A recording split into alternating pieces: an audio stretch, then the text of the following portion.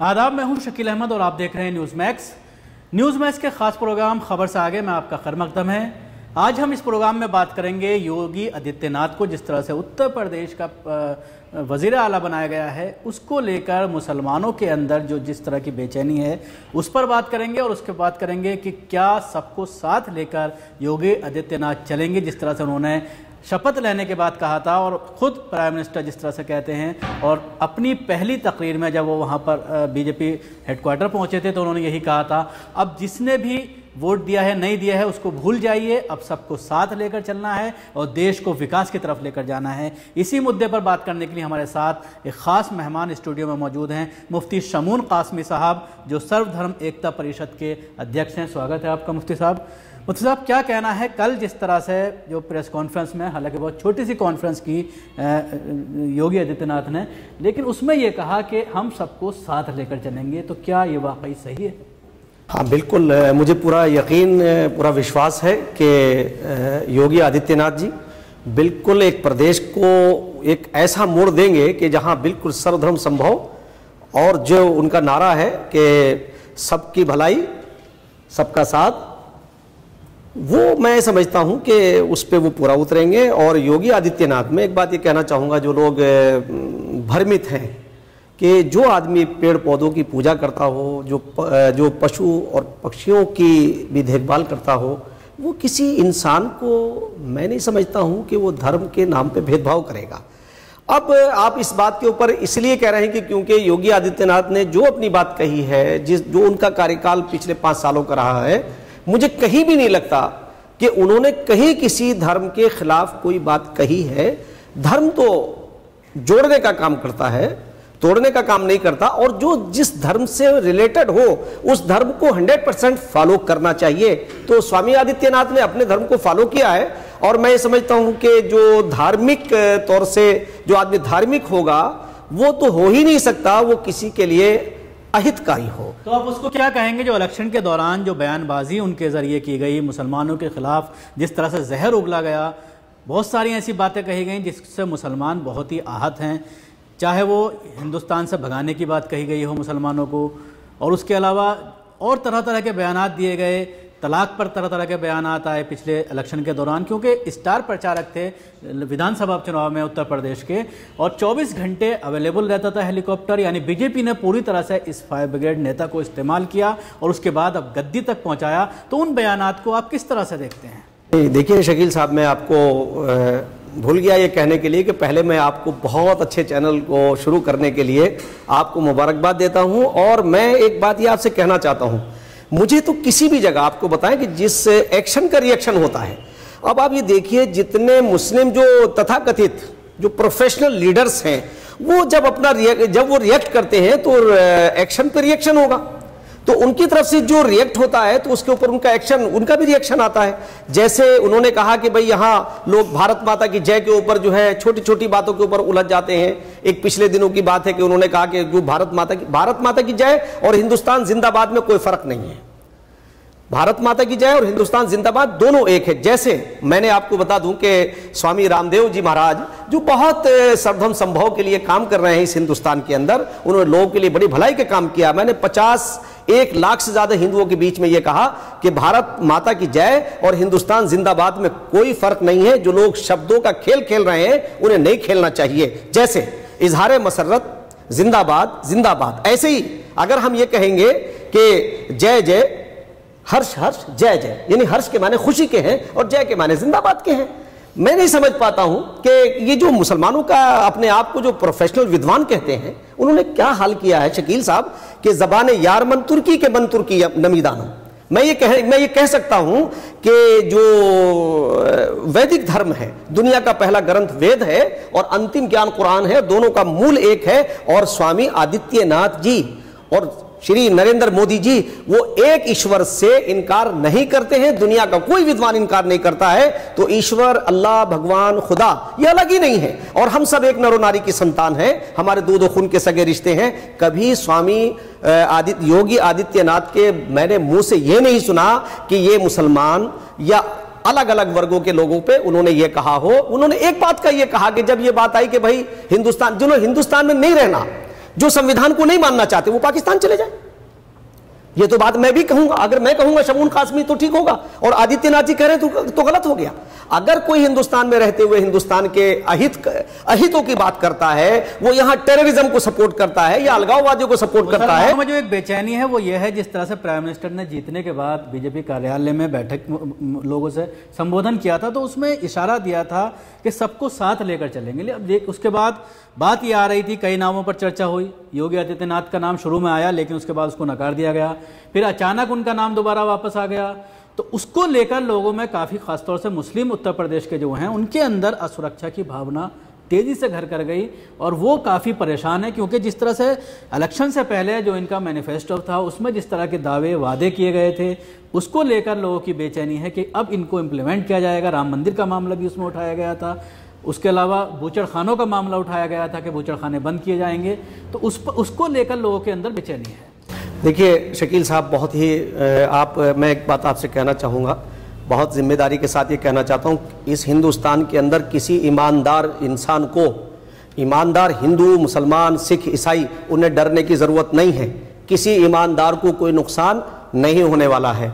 नरेंद्र मोदी जी जिन्होंने ये बात कही, वो इलेक्शन था, जैसे क्रिकेट का मैच होता है और वो ख़त्म होता है तो दोनों प्लेयर आपस में मिलते हैं। उन्होंने कहा जिन्होंने वोट दिया वो भी, जिन्होंने नहीं दिया वो भी, और जो बड़ा वृक्ष होता है उसके ऊपर फल आता है और फलदार दरख्त झुकता है। विनम्रता, इससे बड़ी और क्या बात होगी। और जहां तक इस चीज का सवाल है, जो राम मंदिर के बारे में जो बात कही, तो देखिए मैं समझता हूं कि एक बात आई है, वो कोर्ट के अंदर चल रहा है। इसे आदित्यनाथ जी ने भी ये बात कही है कि जो कोर्ट का फैसला आएगा हम उसी के हिसाब से काम करेंगे। ये मुसलमानों का जो पक्षधर लोग हैं वो भी ये कह रहे हैं कि हम कोर्ट के फैसला हमारे लिए सर्वोपरि होगा।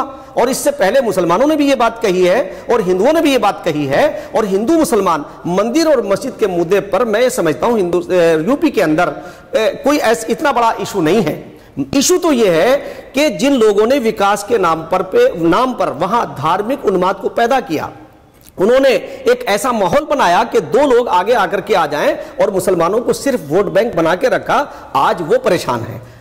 भाजपा यानी, और यह हमारे देश के प्रधानमंत्री, मैंने एक डिबेट में और एक बात कही थी शकील साहब कि जो पहाड़ों की, पत्थरों की, या जो प्राकृतिक तौर से जो है वो पूरे देश में घुमा हो, वो जो पक्षी और पशु और पक्षियों की बात करता हो, वो किसी को नुकसान नहीं दे सकता। वो देखा आपने 3 साल के अंदर नरेंद्र मोदी जी ने जो काम किया है उसे सही तौर से मुसलमानों में पहुंचाने की जरूरत है। और जहां तक बूचड़खानों की बात है, अरे इन बूचड़खानों से मुसलमानों का क्या ताल्लुक है? जो अनऑथराइज तौर से काम कर रहे थे, तो वो नहीं ऐसा होना चाहिए, बल्कि उनके ऊपर मैं समझता हूं कि कायदे के साथ काम होना चाहिए। अतिक्रमणकारियों को सबक सिखाना चाहिए, वो हिंदू हो या मुसलमान, कोई भी हो। जैसे इसके अलावा सबसे बड़ा चैलेंज योगी आदित्यनाथ के लिए यह है, जो हिंदूवादी तंजीमें हैं या हिंदुत्व का जो अलम उठाते हैं, उनको कंट्रोल में करना एक बहुत बड़ा मसला है। अब जिस तरह से अभी इलाहाबाद में एक बीएसपी नेता का मर्डर हो गया, 4 बड़े मामले हो गए कल शपथ लेने के बाद से, 4 बड़े क्राइम हुए हैं जिन पर कंट्रोल करना बहुत, क्योंकि बहुत बड़ा प्रदेश है और पुलिस का जिस तरह से सक्रियता है उत्तर प्रदेश में वो नज़र नहीं आती। जिस तरह से दिल्ली में पुलिस जितनी सतर्क है इतनी उत्तर प्रदेश में नज़र नहीं आती। उसको लेकर हालांकि आज वो बड़े अफसरान के साथ बैठे भी हैं, बात भी कर रहे हैं उनसे, लेकिन जिस तरह से सोशल मीडिया पर जो हिंदूवादी हैं वो काफ़ी एक्टिव हो गए हैं और तरह तरह की बातें मुसलमानों को कही जा रही हैं, तो क्या वो सड़कों पर नहीं उतरेंगे और मुसलमानों के खिलाफ एक्शन नहीं लेंगे? नहीं, देखिए मैं ये समझता हूं कि इस पे किसी भी सरकार का ये कर्तव्य होता है और किसी भी प्रदेश के मुखिया का कि यकीनन प्रदेश के मुखिया को यानी योगी आदित्यनाथ जी को इसके ऊपर ध्यान देना होगा। और उन्होंने, मैं समझता हूं कि जो ये घटनाएं हुई हैं, ये इलेक्शन के दौरान भी हुई कि बसपा और समाजवादी के 2 लोग आपस में लड़े हैं, तो ये घटनाओं को गंभीरता से लेना चाहिए। और उसके ऊपर मैं जहां तक समझता हूं, मेरा विश्वास है, अभी 1 ही दिन हुआ है, 24 घंटे अभी नहीं हुए शपथ को, तो इस पे कंट्रोल होगा और आप देखेंगे कि सुशासन आएगा। क्योंकि स्वामी योगी आदित्यनाथ जी के बारे में एक चीज तो क्लियर है कि उनका वसुधैव कुटुंबकम सर्वे भवन्तु सुखिना का जो उनका नारा है वो सबको लेके चले हैं, सबका कल्याण हो। मैं नहीं समझता हूं कि वो हिंदू और मुसलमानों में की तफरीक उन्हें न करनी चाहिए और ना मुझे आशा है वो करेंगे।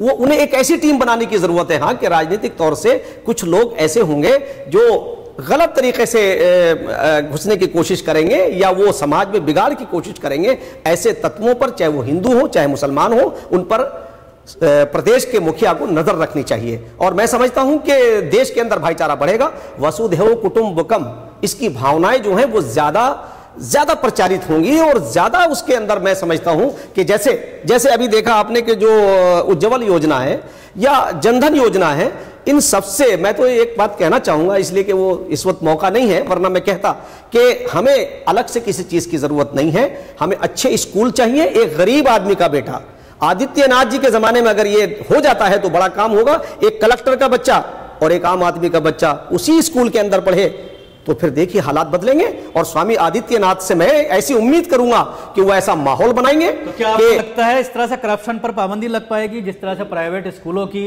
मनमानी? दिल्ली में तो केजरीवाल ने काफी कंट्रोल कर लिया है प्राइवेट स्कूलों को, लेकिन उत्तर प्रदेश में क्या इस तरह से कंट्रोल कर पाएंगे और करप्शन पर काबू पा पाएंगे? क्या आपने नाम लिया है, यानी जिस आदमी ने पूरे देश को धोखा दिया ईमानदारी के नाम पे, वही स्कूलों पर कंट्रोल किया है उस आदमी ने। कंट्रोल नहीं, वो सिर्फ मुलम्मा साजी। बढ़ोतरी बंद हो गई है 2 साल से। बिल्कुल ठीक है, अगर ऐसा हुआ है तो अच्छा है, मगर मैं ये समझता हूं कि राजनीति में ऐसे लोग कि मैंने कहा भी था, कई चैनलों पे ये कहा था कि ईमानदारी के नाम पे बेहतरीन बेईमान आया है, और अब उसका देखिए जैसे लोगों ने वो उनकी हरकतें सामने आई। आज भी एक उनका नेता, टॉपिक चेंज हो जाएगा, आप यूपी पे बात कीजिए। मेरा कहने का मतलब ये, मैं उसे अरविंद केजरीवाल को इसमें लाने की उसकी जरूरत नहीं, उन्होंने दिल्ली में कोई काम नहीं किया अलावा धोखे देने के, और वो आने वाली जनता बता देगी। मगर मैं ये बात कहूंगा हाँ कि इसमें चेंज आना चाहिए, और चेंज ऐसी हम आशा रखते हैं कि प्रदेश के मुख्यमंत्री को ये उनकी दोहरी जिम्मेदारी बन जाती है, एक मुख्यमंत्री की हैसियत से और एक, क्योंकि वो एक धार्मिक आदमी है और धर्म जो है वो जोड़ता है, तोड़ता नहीं है। इन भावनाओं को लेते हुए उनकी दोहरी जिम्मेदारी बन जाती है कि उन्हें ये माहौल जरूर बनाना चाहिए कि करप्ट लोगों को पीछे लाए और अच्छे लोगों को आगे लाए, जो ईमानदार लोग हैं पार्टी में भी या शासन और प्रशासन में, उन्हें मौका दें और बेईमानों को पीछे करें। तो मुझे पूरी उम्मीद है कि करप्शन पे भी अंकुश लगेगा और ये जो वहां बाहुबलियत है उसके ऊपर भी अंकुश लगेगा। ऐसा मैं मुख्यमंत्री से आशा रखता हूं कि वो ऐसा काम जरूर करें।